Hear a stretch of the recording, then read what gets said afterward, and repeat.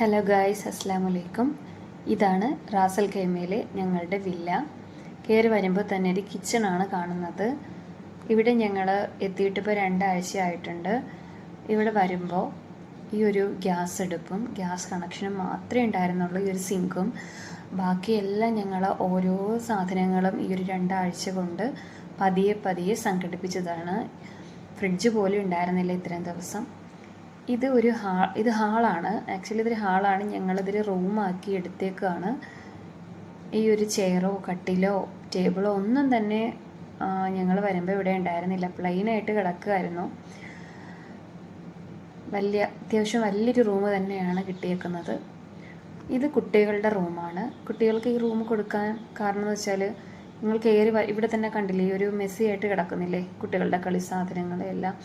അപ്പോൾ അവർ ഈ ഒരു റൂം ചൂസ് ചെയ്യുകയാണെങ്കിൽ എന്താ പറയുക, കളിപ്പാട്ടങ്ങളോ ഒന്നും തന്നെ പുറത്തെ റൂമിലോട്ട്, ആ ഒരു ഫസ്റ്റ് കാണുന്ന റൂമിലോട്ട് എത്തില്ല.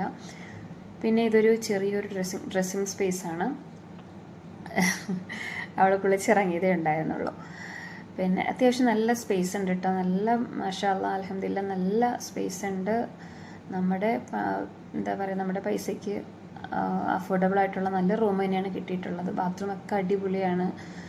എല്ലാം വൃത്തികേടായി കിടക്കുമായിരുന്നു, എല്ലാം നീറ്റാക്കി എടുത്തിട്ടുണ്ട്. പിന്നെ ഇത് പുറത്തോട്ട് ഇറങ്ങുന്നതാണ് ഈ ഒരു കാഴ്ച.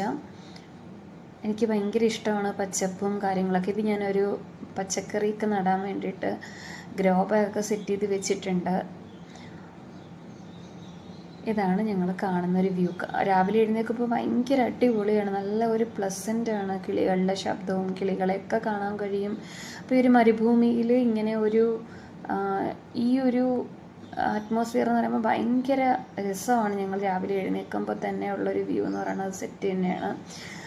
ഇത് ഞാൻ പറഞ്ഞില്ലേ, കുറച്ച് പച്ചക്കറിയൊക്കെ നടാമെന്നുള്ള രീതിയിൽ നാട്ടിൽ നിന്ന് ഗ്രോ ബാഗൊക്കെ സെറ്റ് ചെയ്താണ് കൊണ്ടുവന്നത്. ഇവിടെ പിന്നെ ഇങ്ങനെ വളങ്ങളൊക്കെ കിട്ടാൻ കുറവായിരിക്കും, എനിക്കറിയില്ല. അപ്പോൾ പച്ചക്കറി വേസ്റ്റ് തന്നെയാണ് ഞാൻ കൂടുതലും യൂസ് ചെയ്യുന്നത്. വീട്ടിലും അങ്ങനെ തന്നെയായിരുന്നു. എനിക്ക് കുറച്ച് ടെറസ് കൃഷിയും കാര്യങ്ങളൊക്കെ ഉണ്ടായിരുന്നു. ഇത് ഞങ്ങളുടെ മെയിൻ എൻട്രൻസ് ആണ്. ഇവിടെ നിന്നാണ് അകത്തോട്ട് കയറുന്നത്.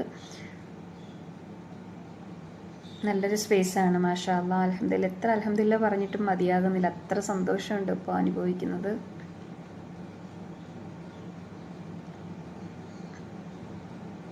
ഇങ്ങനെയാണ് കയറി വരുന്നത്.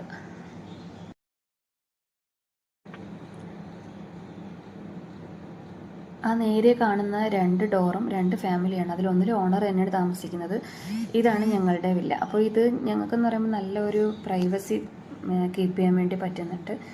പിന്നെ പുള്ളിക്കാരൻ നല്ലൊരു പ്രകൃതി സ്നേഹി ആയതുകൊണ്ട്